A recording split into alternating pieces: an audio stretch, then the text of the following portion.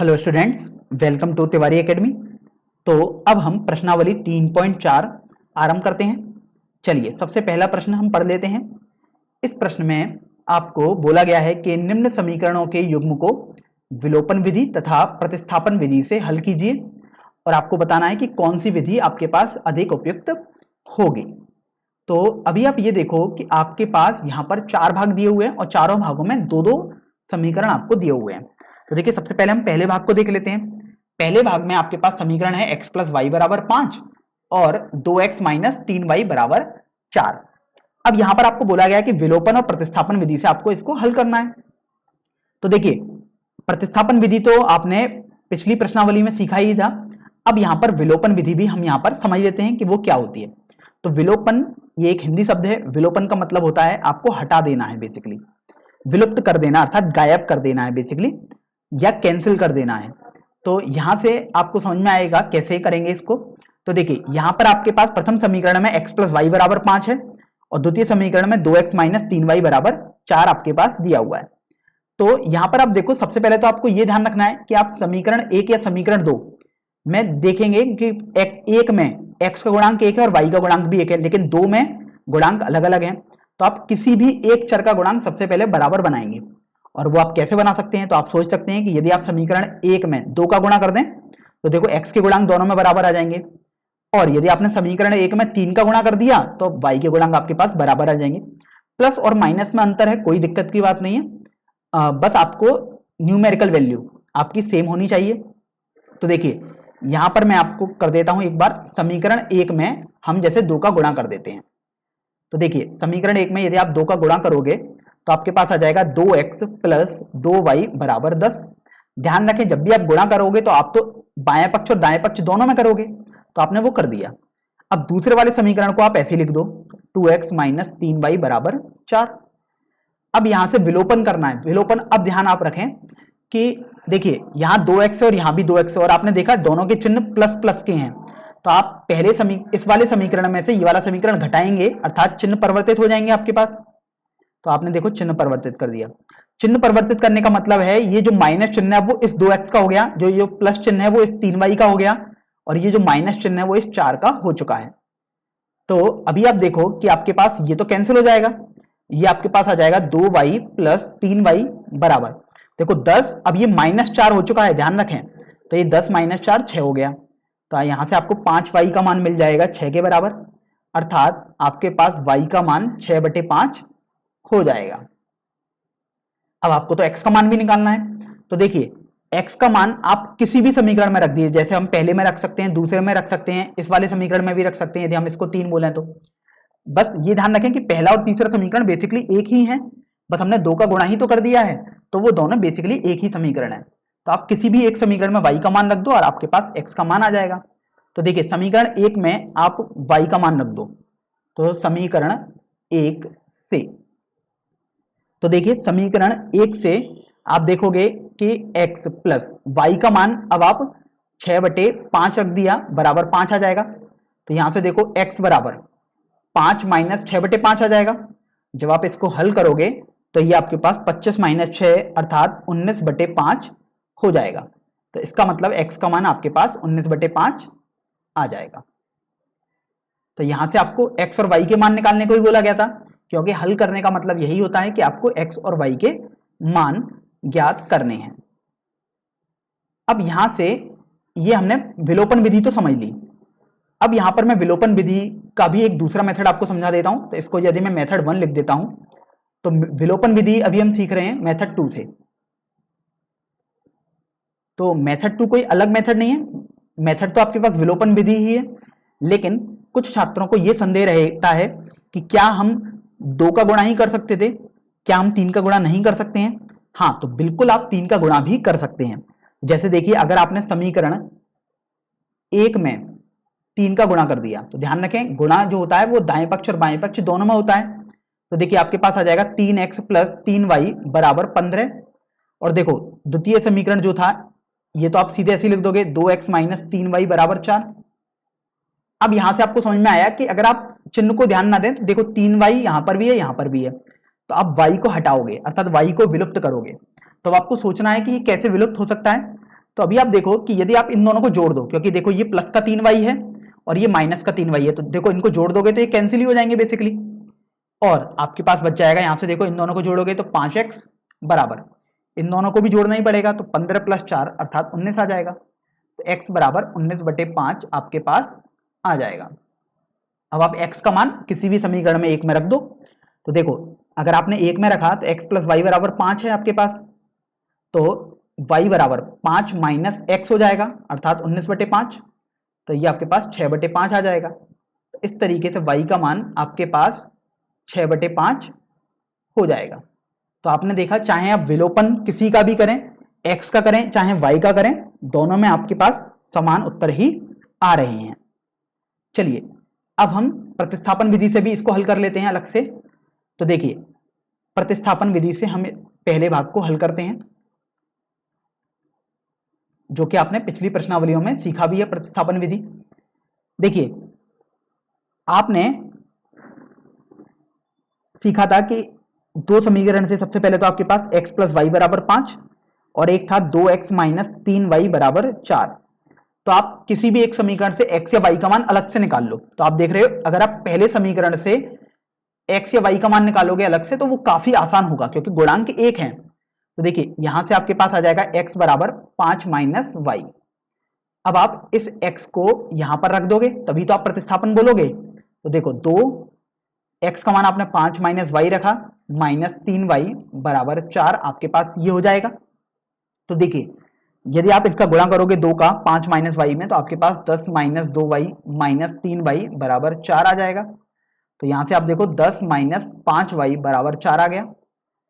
अब आप देखिए कि 5y को तो यदि आप दाईं तरफ पक्षांतर कर दें और 4 को बाईं तरफ पक्षांतर कर दें, तो आपके पास 10 - 4 बराबर प्लस का 5y आ जाएगा। तो यहां से 5y बराबर 6 आ गया, अर्थात y का मान आपके पास 6/5 आ जाएगा। अब यहां से आप देखें कि अगर आप किसी भी एक समीकरण में y का मान रख दें, जैसे हमने मान लीजिएगा इसी में रख दें, तो सीधे x मिल जाएगा आपको। तो 5 - y का मान था 6/5, तो x बराबर 25 - 6/5 अर्थात x का मान आपके पास 19/5 आ जाएगा। तो इस तरीके से आपने देखा कि अगर आप प्रतिस्थापन विधि या विलोपन विधि किसी भी विधि का यूज करें, आपके पास x और y के मान तो समान ही आएंगे। अब आप ये देखो कि आपको प्रश्न में ये भी बोला गया था कि कौन सी विधि अधिक उपयुक्त है। तो ये बिल्कुल आप पर निर्भर करता है कि आपको कौन सी विधि सरल लग रही है गणना के हिसाब से। लेकिन जैसे हम यहाँ पर बोल सकते हैं कि यहाँ पर अपने पास दोनों ही विधि काफी आसान है, प्रतिस्थापन विधि भी आसान है और विलोपन विधि भी यहाँ पर आसान है। चलिए अब हम दूसरे भाग पर बढ़ते हैं। दूसरे भाग में आपको समीकरण दिए हुए हैं 3x + 4y बराबर 10 और 2x - 2y बराबर 2। तो सबसे पहले तो हम यहां पर विलोपन विधि समझ लेते हैं। तो विलोपन विधि, तो देखिए विलोपन विधि में ध्यान रखना होता है आपको, कोई एक गुणांक आपको बराबर करना होता है। चिन्ह का भले ही आप ध्यान ना रखें, लेकिन न्यूमेरिकली अच्छा गणितीय रूप में तो आपको बराबर करना ही होता है। तो देखिए अगर आप समीकरण 2 को 2 से गुणा कर दो, तो मैं पहले समीकरण को तो ऐसे लिख देता हूं और यहां पर मैं समीकरण 2 को 2 से गुणा कर देता हूं। तो देखिए इसको तो आपने पहला समीकरण ही बोलना है, क्योंकि ये तो वैसे ही लिख दिया जैसा था। और ये आपके पास हो जाएगा 4x - 4y बराबर 4 आ जाएगा। इसको आप समीकरण संख्या 3 बोल दीजिएगा।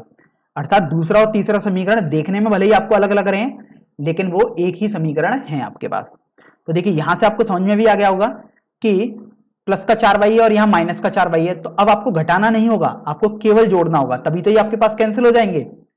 तो आप देखो इनको भी जोड़ोगे, 3x और 4x जोड़ के 7x हो जाएगा, और इसी तरीके से 10 और 4 को जोड़ोगे तो आपके पास 14 ये आ जाएगा। तो इस तरीके से आपके पास x का मान 2 आ जाएगा। अब आप x का मान किसी भी समीकरण 1 में रख दो या 2 में रख दो या 3 में रख दो, आपके पास y आ जाएगा। जैसे अगर हम समीकरण 1 में रख देते हैं, तो देखिए आपके पास आ जाएगा 3 गुणा x का मान आपने 2 रख दिया प्लस 4y बराबर 10। तो देखो 4y बराबर ये आपके पास आ गया 10 - 6, क्योंकि 3 गुणा 2 तो 6 ही होता है, और आपने पक्षांतर भी कर दिया। तो यहां से 4y बराबर 4 आपके पास आ जाएगा, और इस तरीके से आपके पास y का मान 1 आ जाएगा। तो यहां से आपने x का मान 2 और y का मान 1 ज्ञात कर लिया। तो अभी देखिए आपने विलोपन विधि तो समझ ली, अब हम इसको प्रतिस्थापन विधि से भी हल कर लेते हैं। तो देखिए प्रतिस्थापन विधि से हल करने का मतलब है कि आपको एक जगह से x या y की वैल्यू उठाकर दूसरे समीकरण में रख देनी है।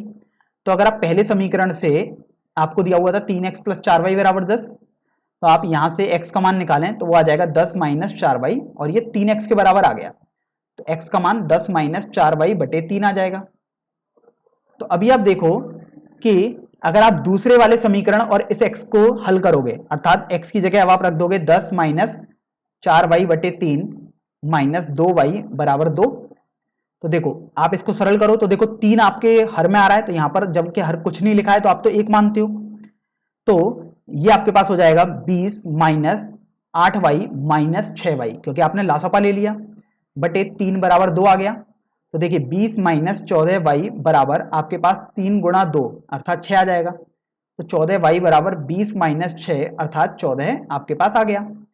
तो अब 14y बराबर 14 तो आपको दिख गया, तो आपके पास आ जाएगा y बराबर 1।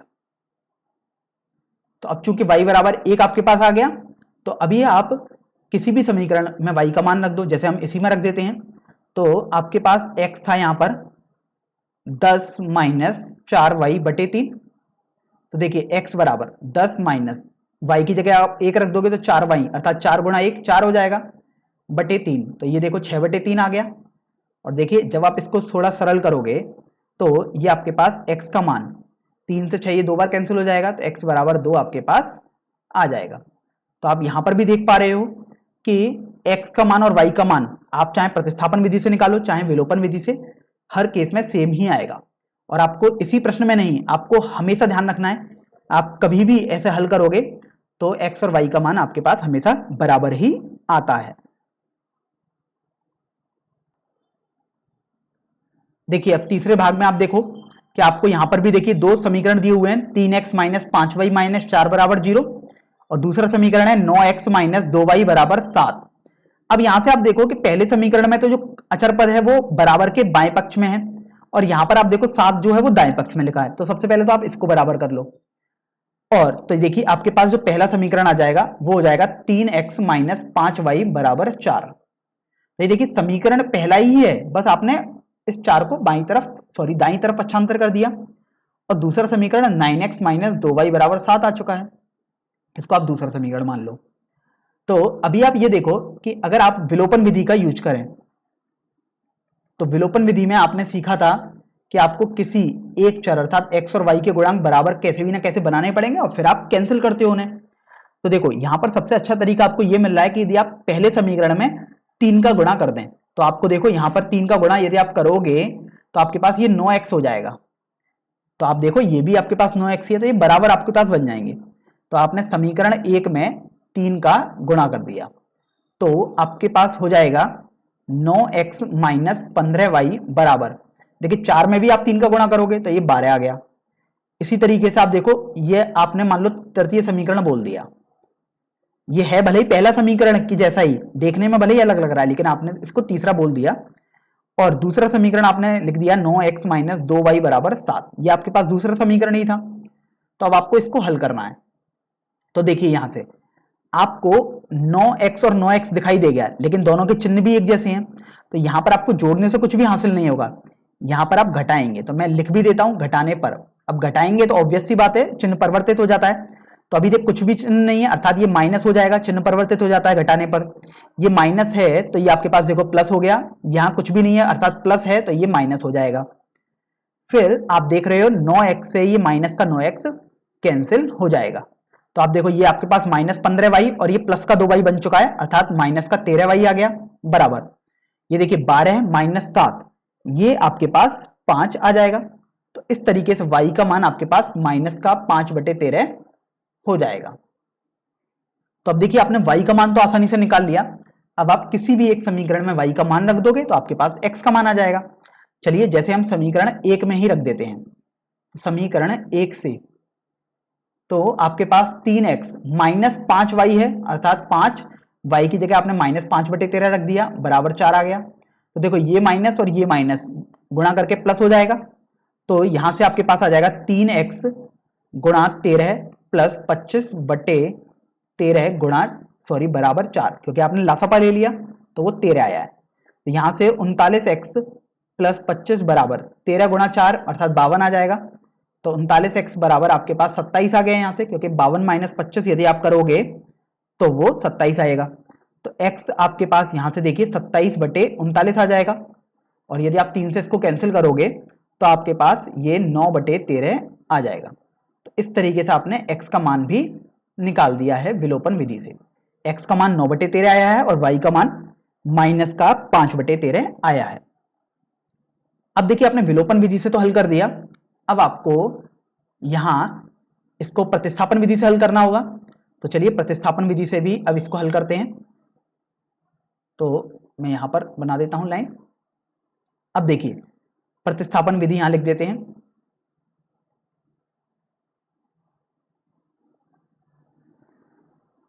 तो प्रतिस्थापन विधि में आप मान लीजिएगा पहले समीकरण से x का मान निकालते हैं, तो आपके पास आ जाएगा 3x बराबर 4 प्लस 5y, अर्थात x का मान आपके पास 4 प्लस 5y/3 आ जाएगा।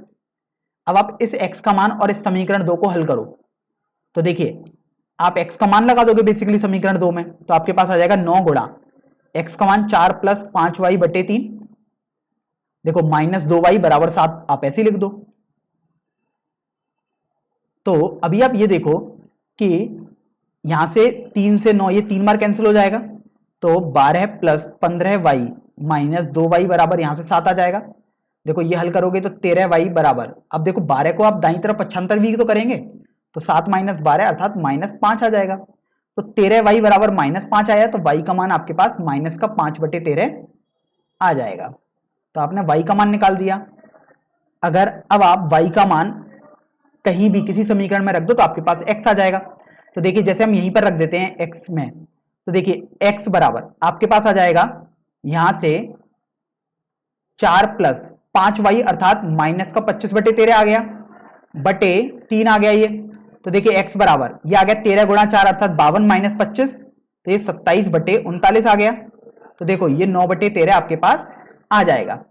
तो बस आपको यहां से x का मान भी मिल गया जो कि आपके पास 9/13 आया है। तो आप देख भी सकते हैं x और y के मान बिल्कुल सेम ही आ रहे हैं जैसे कि आपके पास विलोपन विधि से आए थे। अब यहां पर यदि ये वाली बात आती है कि कौन सी विधि ज्यादा आसान है, तो ये पूरा का पूरा आप पर निर्भर करता है। वैसे अगर देखा जाए तो अपने पास यहां पर विलोपन विधि काफी आसान है, क्योंकि प्रतिस्थापन विधि में या अपॉन में अर्थात हर में जब भी कुछ आ जाता है तो वो थोड़ा कठिनाई पैदा तो करता है गणना करने में। चलिए अब हम सबसे अंतिम भाग पर चलते हैं, इसी प्रश्न के चौथे भाग पर। तो देखिए चौथे भाग में सबसे पहले मैं यहां पर इसको पार्टीशन कर देता हूं। तो आप देखो चौथे भाग में आपको एक समीकरण दिया है x/2 प्लस 2y/3 बराबर -1, पहला समीकरण है। दूसरा समीकरण है x माइनस y/3 बराबर 3। तो अभी आप ये देखो कि समीकरण 1 में यदि आप 2 का गुणा कर दो तो आपको क्या आ जाएगा देख सकते हैं। तो 2 का गुणा यदि आप इस वाले समीकरण में करोगे तो 2 गुणा x/2 अर्थात x प्लस 4y/3 बराबर -2 आ जाएगा। इसको आप समीकरण संख्या 3 बोल दो। ध्यान रखें अभी हम विलोपन विधि यूज कर रहे हैं। अब आप समीकरण 2 को ऐसे ही रख दो, क्योंकि देखो आपके पास यहां से x और x देखो समान दिखने लगा है। यहां से आप देख सकते हो x और x समान आ गया। अब चूंकि ये समान आ गया तो अब आपको इनको तो घटाना होगा, क्योंकि घटाने पर ही तो ये आपके पास कैंसिल आउट होंगे। तो देखो ये माइनस ये प्लस ये माइनस हो जाएगा, क्योंकि आपने चिन्ह परिवर्तित करने होते हैं घटाने पर। तो देखिए ये आपके पास x से x कैंसिल हो गया, ये बच जाएगा 4y/3 प्लस y/3 बराबर -2 -3। तो देखिए 5y/3 बराबर -5 आपके पास आ गया। तो यहां से देखिए y बराबर आपके पास आ जाएगा -5 गुणा 3/5, 5 से 5 कैंसिल, तो y का मान -3 आपके पास आ जाएगा। तो देखिए y का मान तो आपने आसानी से निकाल लिया, अब आपको x का मान निकालना होगा। तो आप किसी भी एक समीकरण में रख दो, जैसे मैं दूसरे समीकरण में रख दूं तो काफी आसान हो जाएगा मेरे को जहां तक लगता है। तो देखिए दूसरा समीकरण था आपके पास x माइनस वाई बटे 3 बराबर 3 में आप y बराबर -3 रखने, तो आपने रख दिया इसमें। तो देखो आपके पास आ जाएगा x माइनस वाई की वैल्यू -3 बटे 3 बराबर 3 आ गया। तो देखो ये कैंसिल हो गया आपके पास। तो देखिए आपके पास आ जाएगा x, अब यहां कुछ भी नहीं है अर्थात 1 बचा है बेसिकली, तो x प्लस 1 बराबर 3 आया, अर्थात आपके पास x का मान 2 आ जाएगा। तो इस तरीके से आपने x का मान भी निकाल दिया है। तो बेसिकली इस प्रश्न को हल करना था, अर्थात x और y के मान निकालने थे। तो x का मान 2 आया और y का मान -3 आपके पास आ चुका है। लेकिन अभी तो केवल आपने विलोपन विधि हल करी है, अभी आपको इसको प्रतिस्थापन विधि से भी हल करना होगा। तो चलिए प्रतिस्थापन विधि से भी अब हम इस प्रश्न को हल करेंगे। तो प्रतिस्थापन विधि हम यहां हल करते हैं इस प्रश्न के लिए।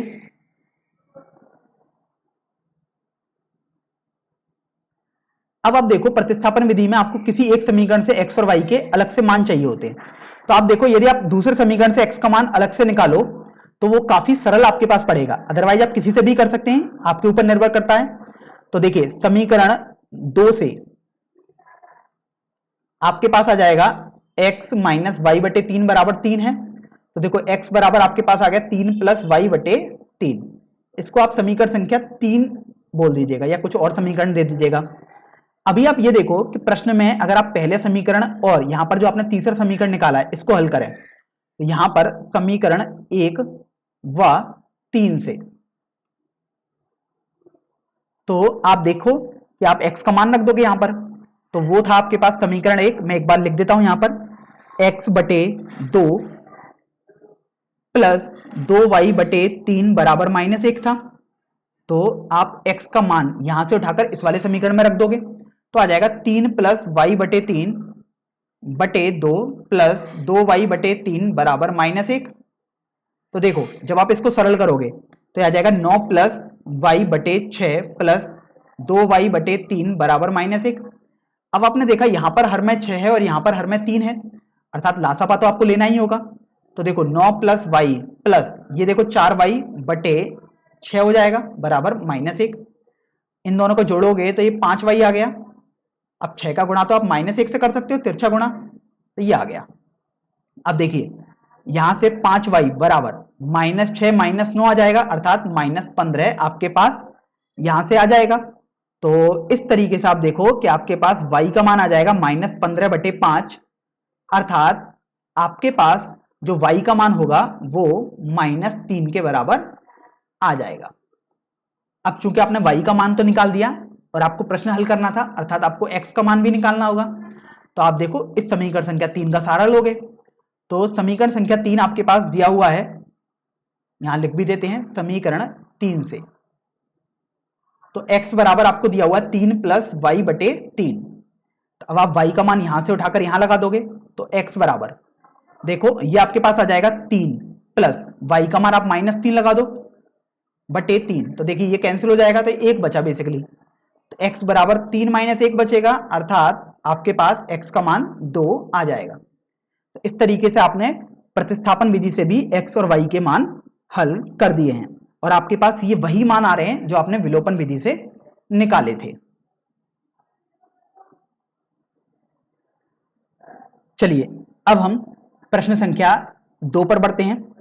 इस प्रश्न में आपको बोला गया है कि निम्न समस्याओं में रैखिक समीकरणों के युग्म बनाइए और उनके हल यदि उनका अस्तित्व है तो विलोपन विधि से ज्ञात कीजिए। तो यहां पर आपको यह बात गौर करनी है कि आपको जो विधि यूज करनी है हल करने पर वो विलोपन विधि यूज करनी है। चलिए अब हम पहले भाग पर बढ़ते हैं।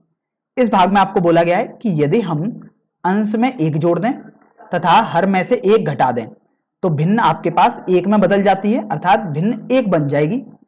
और दूसरे कथन में बोला गया है यदि हर में आप 1 जोड़ दो तो यह 1/2 आपके पास हो जाती है। तो आपको बताना है कि वह भिन्न आपके पास क्या होगी।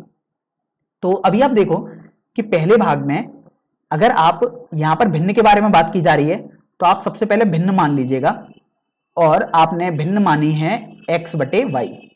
अब यहां से आप समझ रहे हो जो ऊपर लिखा होता है उसको आप अंश बोलते हो, तो x आपके पास अंश हो जाएगा, और जो नीचे होता है उसको आप हर बोलते हो, तो y यहां से आपके पास हर हो जाएगा।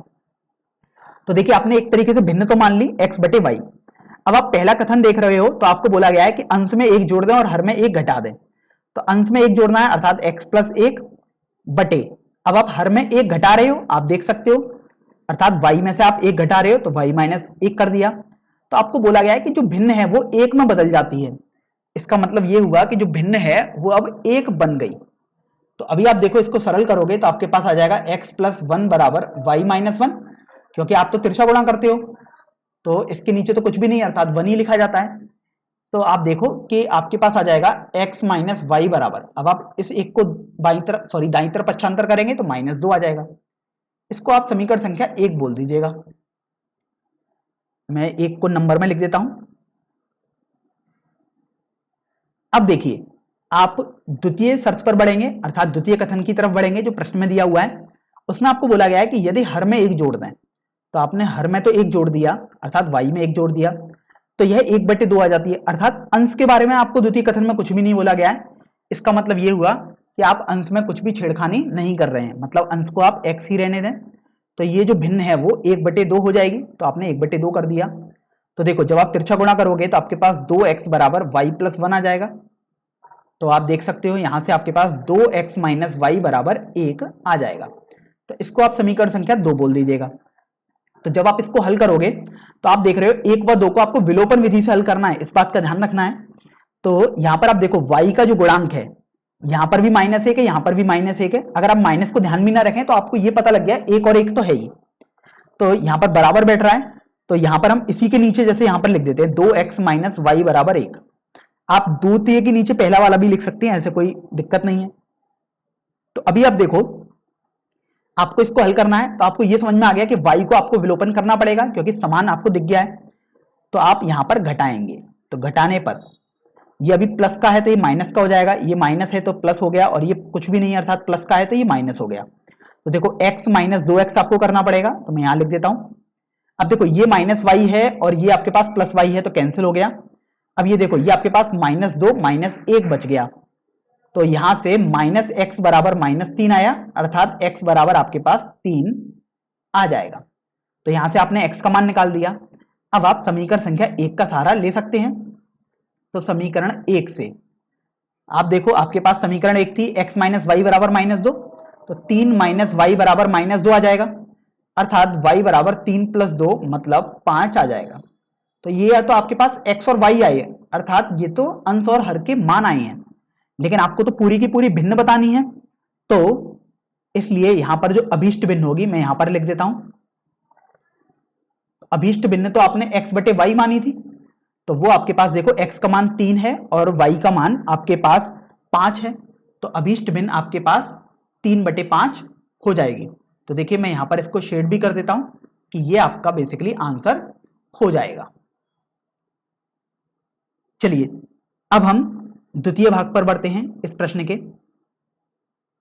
द्वितीय भाग में आपको बोला गया है कि 5 वर्ष पूर्व नूरी की आयु सोनू की आयु की 3 गुनी थी, जबकि 10 वर्ष पश्चात नूरी की आयु सोनू की आयु की 2 गुनी हो जाएगी।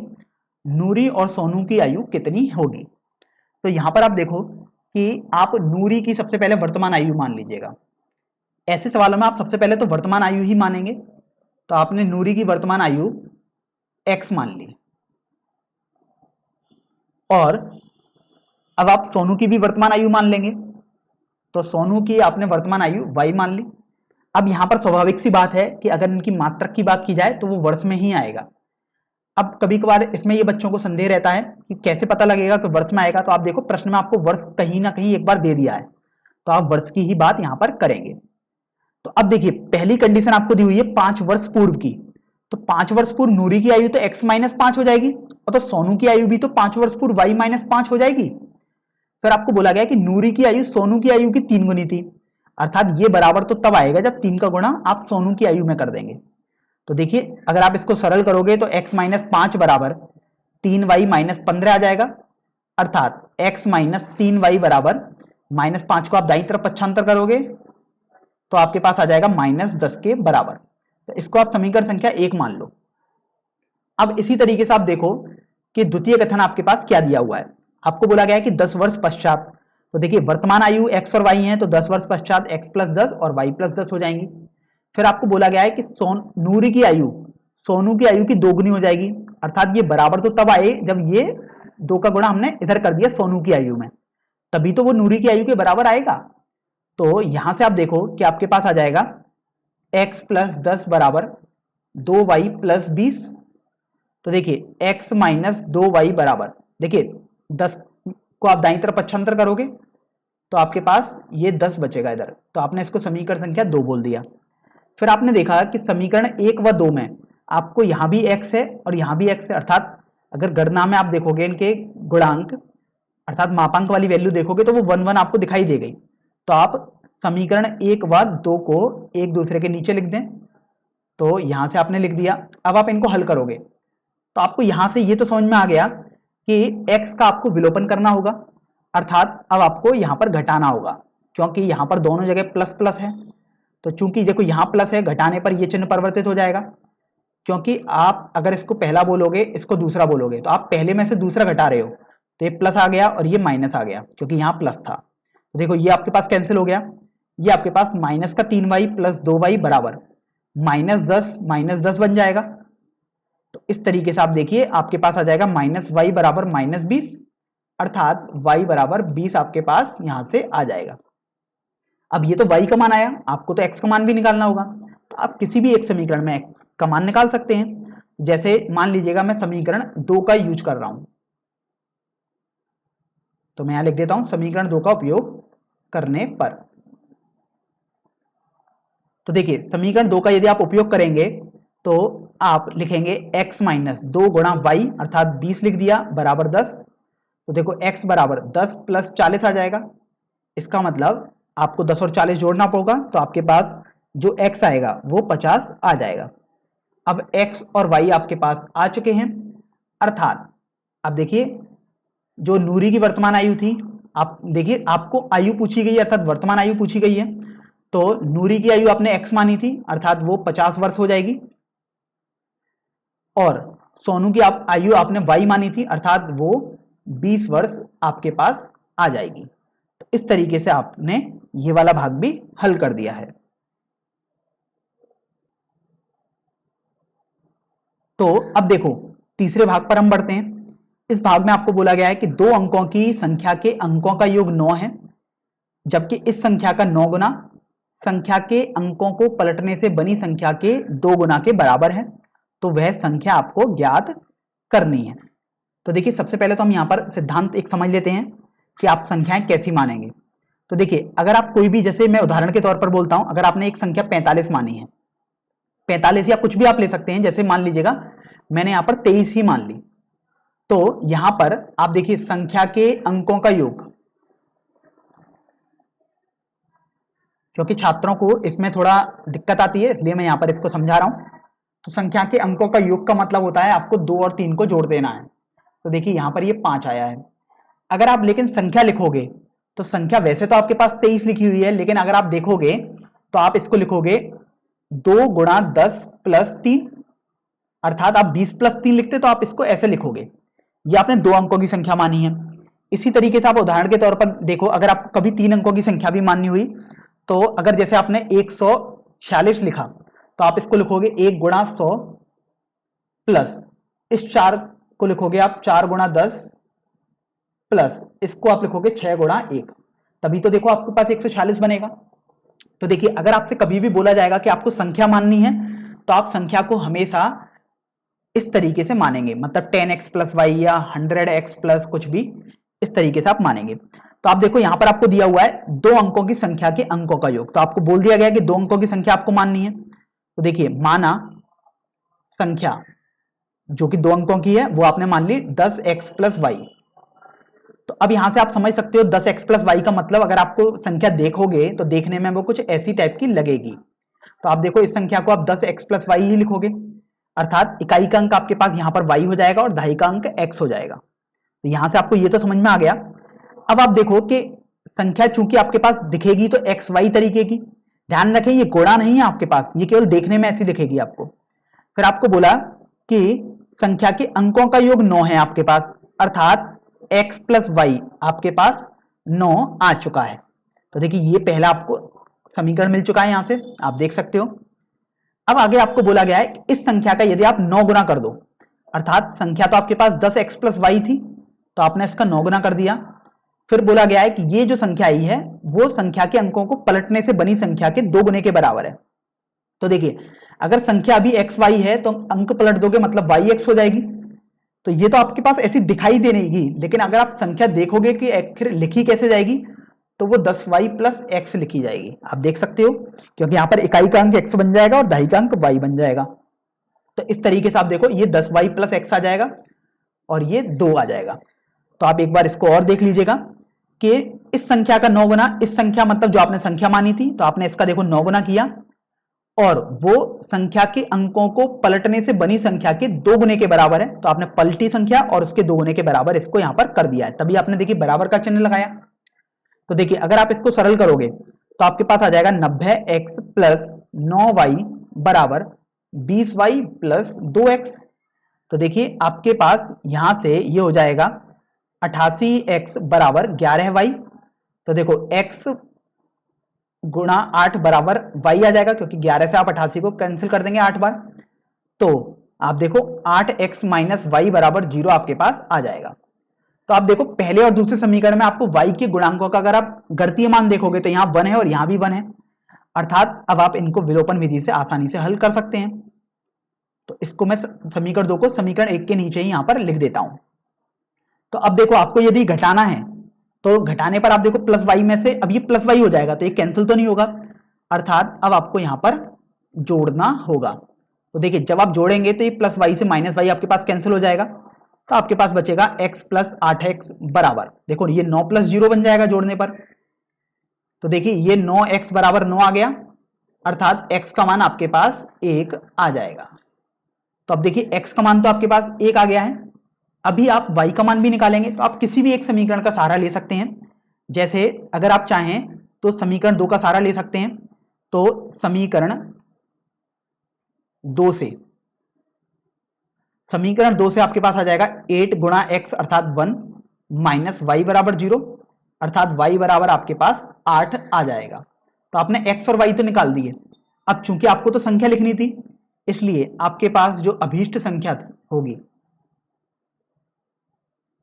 अब वो देखिए आपने तो 10x प्लस वाई मानी है, आप देख सकते हो, तो वो संख्या 10x प्लस वाई तो है जो आपने मानी है, बस आप x और y का मान लगा दोगे तो आपके पास ये हो जाएगी 10 गुणा 1 प्लस वाई अर्थात 8, तो ये 18 के बराबर आपके पास आ जाएगी। तो यहां से आपका ये प्रश्न तो हल हो जाएगा। अब यहां पर इस प्रश्न को एक बार हम जांच कर आपको दिखा देते हैं क्या हमने सही निकाला है या गलत है, क्योंकि आपको और अच्छे से इस प्रश्न की प्रस्तावना क्लियर हो जाएगी। तो आप देखिए आपको बोला गया था कि दोनों संख्याओं के अंक, दो अंकों की जो संख्या है उसके अंकों का योग 9 है। तो आप देखो 1 और 8 के अंकों का योग आपके पास 9 दिखाई दे रहा है। चलिए पहला कथन तो आपका सही आ रहा है जांचने पर। फिर आप देखिए आपके पास जो संख्या है वो तो 18 आई है। अब आपको बोला गया है कि संख्या का 9 गुना अर्थात 18 का 9 गुना, तो आपने देखा वो 162 आया।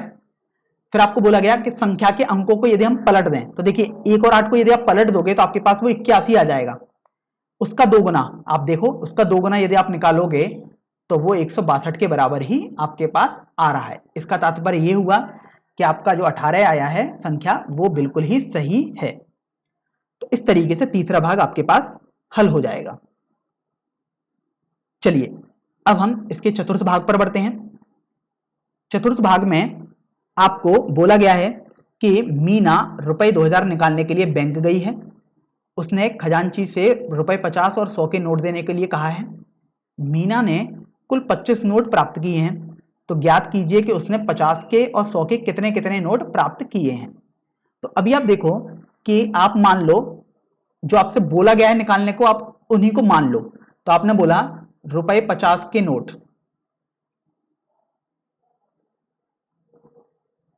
और आपने उनकी संख्या मान लीजिएगा x मान ली, और आपने इसी तरीके से मान लिया रुपए 100 के नोटों की संख्या y हो जाएगी। तो अभी आपने देखो इनको मान तो लिया जो आपको बोला गया था। अब आप देखो कि आपको बोला गया है कि खजांची से उसने 50 रुपए के नोट और 100 के नोट देने के लिए बोला गया है। मान लीजिएगा उसने 50 रुपए के नोट लिए हैं तो 50x राशि हो गई, और 100 रुपए के वाई नोट लिए हैं तो 100 वाई हो गई राशि। ये मिला के आप देखो ये तो 2000 होनी चाहिए, क्योंकि उसने 2000 रुपए थे ही मांगे थे खजांची से, तो ये आपके पास आ जाएगा। अगर आप देखो इसको सरल करना चाहते हो तो देखो सरल भी हो सकता है। कैसे? अगर आप 50 कॉमन ले लें अर्थात ओवेनिस्ट ले लोगे तो x प्लस 2y बराबर, देखो ये आ जाएगा 50 गुणा 40, क्योंकि 2000 को तो आप ऐसे लिख ही सकते थे। तो आप देखिए यहां से 50 से 50 कैंसिल हो जाएगा, अर्थात x प्लस 2y बराबर आपके पास 40 हो जाएगा। तो अगर आप इसको समीकरण संख्या 1 मान लें तो ध्यान रखें ये जो समीकरण है और ये जो एक आपने लिखा है दोनों एक ही हैं, देखने में बस आपको अलग लग रहे हैं। चलिए अब आपने ये तो लिख दिया पहला समीकरण।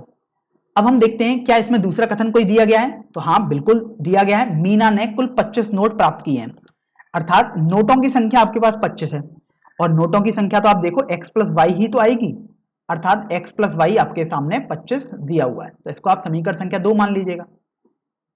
अब आपको तो विलोपन विधि यूज करनी थी, तो देखिए विलोपन विधि में आप देख रहे हो कि यहां पर x का गुणांक 1 है, यहां पर भी 1 है, अर्थात अब आप इन दोनों को हल कर दोगे तो देखो x प्लस 2y बराबर 40 है और आपके पास x प्लस वाई बराबर 25 है।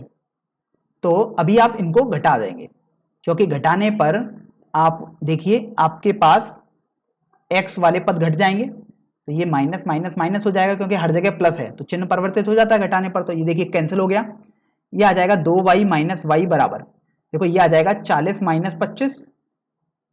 तो इस तरीके से आप देखिए आपके पास y बराबर 40 माइनस 25 अर्थात 15 आ जाएगा।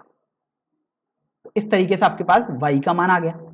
अब आपको तो x का मान भी निकालना होगा, तो आप देखो किसी भी एक समीकरण में रख दो। जैसे अगर हम समीकरण 2 का सहारा लें तो देखिए आपके पास आ जाएगा x प्लस वाई बराबर 25 है समीकरण 2 में। तो अब आप y का मान बस इसमें 15 रख दो, तो आपके पास x प्लस 15 बराबर 25 आ गया, अर्थात x का मान आपके पास 10 आ जाएगा। तो आपने x का मान भी निकाल दिया।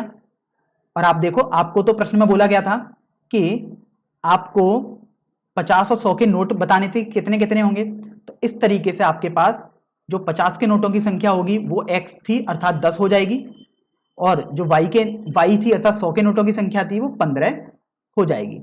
तो ये आपके पास अभीष्ट उत्तर हो जाएंगे।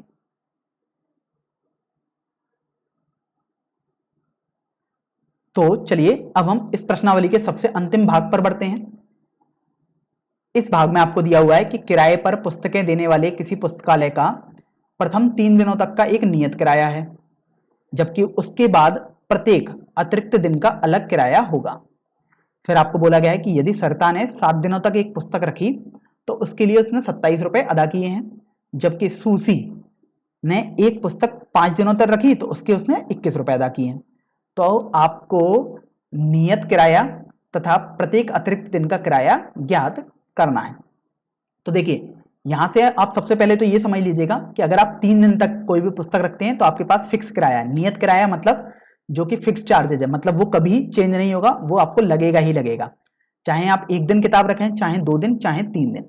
लेकिन यदि आप 3 दिन से अलग एक भी दिन एक्स्ट्रा किताब रखोगे तो उसके लिए आपके पास पर दिन के लिए अलग किराया होगा।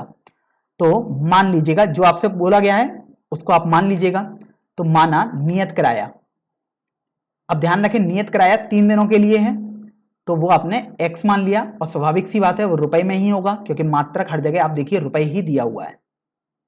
और इसी तरीके से आप अब मान लेते हैं कि प्रतिदिन का जो किराया है, अर्थात एक भी दिन अगर एक्स्ट्रा रखोगे आप 3 दिन के बाद तो आपके पास वो y रुपए है। तो अभी आप ये देखो कि आपके पास दिया हुआ था कि सरिता ने 7 दिनों तक एक बुक रखी है, तो अब देखो 7 दिनों तक यदि एक पुस्तक रखी है तो 3 दिन तक के लिए तो उसके लिए एक फिक्स किराया लगेगा। तो मैं यहां पर लिख देता हूं सरिता के लिए, तो फिक्स किराया x लग गया। अब 7 दिनों में देखो 3 दिन तक के लिए तो उसका x लग गया, तो उसने एक्स्ट्रा बेसिकली 4 दिन रखी है, क्योंकि आप देखो 3 दिन तक फिक्स है तो 7 दिन यदि उसके करने हैं मतलब 3 दिन के बाद 4 दिन और किए हैं उसने यूज, तो x प्लस 4y, क्योंकि एक दिन का किराया एक्स्ट्रा जब रखेगी तो y रुपए है, तो 4 दिन उसने रखे हैं 3 दिन के बाद, तो ये 4y हो गया, और ये उसके पास 27 रुपए हैं। तो इसको आप समीकरण संख्या 1 मान लीजिएगा। अब इसी तरीके से आप देखो कि सुशी के लिए आपको दिया हुआ है कंडीशन, तो उसमें बोला गया है कि उसने 5 दिन तक एक किताब रखी है, मतलब x जो कि 3 दिन तक तो फिक्स रहेगा। अब देखो 5 दिन तक रखी है, इसका मतलब 3 दिन के बाद उसने अतिरिक्त 2 दिन और रख दी वो किताब, तो उसके लिए अतिरिक्त जो किराया होगा वो 2y आ जाएगा। और ये मिला के आप देखिए उसको बोला गया है 21 रुपए, क्योंकि उसने टोटल तो 21 रुपए अदा किए हैं, तो ये आपके पास 21 आ जाएगा। तो अभी आप ये देखो कि आपके पास x और y बेसिकली निकालना है और 2 चर हैं, 2 समीकरण हैं, तो आप इसे हल तो बहुत सारे तरीके से कर सकते हैं, अर्थात विलोपन विधि से भी कर सकते हैं, प्रतिस्थापन विधि से भी कर सकते हैं, लेकिन चूंकि ये प्रश्नावली में हमने अभी तक विलोपन विधि का ही यूज किया है, तो हम विलोपन विधि से ही इसको हल करते हैं। तो देखिए आप देख रहे हो यहाँ पर x, यहाँ पर भी गुणांक 1 है और यहाँ पर भी गुणांक 1 है, अर्थात यहाँ पर आप इनको पहले एक के नीचे लिख दीजिएगा एक दूसरे को, तो आपने ऐसे लिख दिया। अब यहाँ से देखो आपको यहाँ पर ये सोचना होगा कि क्या हम घटाएं या जोड़ें, तो आप देख रहे हो यहाँ पर भी प्लस है, यहाँ पर भी प्लस है, अगर आप जोड़ोगे तो ये कटेंगे तो नहीं, ये 2x हो जाएगा, अर्थात अब आपको घटाना पड़ेगा। तो देखो घटाओगे तो ये प्लस है तो ये आपके पास माइनस हो गया, ये प्लस है तो ये माइनस, और ये कुछ भी चिन्ह नहीं है अर्थात प्लस होता है तो ये भी माइनस हो जाएगा यहाँ से।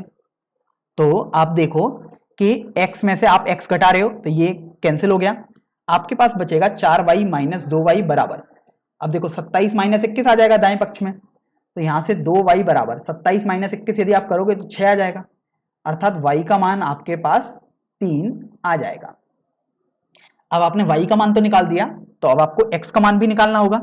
तो देखिए अब आप समीकरण 2 में रख सकते हैं या समीकरण 1 से हल कर सकते हैं, तो जैसे हम समीकरण 2 से ही हल कर देते हैं, तो आप देखो आपके पास x प्लस 2y बराबर 21 दी हुई थी द्वितीय समीकरण, तो आप y का मान यहां पर रख देंगे, तो ये आ जाएगा x प्लस 2, y का मान 3 है तो अर्थात 2 गुणा 3 बराबर 21, तो x प्लस 6 बराबर 21 आपके पास आ गया, तो यहां से x का मान 21 माइनस 6 अर्थात 15 आ जाएगा, इसका मतलब x 15 आ जाएगा। तो अब आपको x और y के मान ही तो ज्ञात करने थे, क्योंकि x और y ही तो आपने माना है नियत और प्रतिदिन का किराया, तो इस तरीके से आपके पास नियत किराया जो x रुपए था वो अब 15 रुपए आ गया आंसर, और प्रति एक दिन का जो अतिरिक्त किराया लग रहा था 3 दिन के बाद वो आपके पास 3 रुपए प्रतिदिन के हिसाब से चार्ज होगा। तो इस तरीके से आपने इस प्रश्न को हल कर दिया है।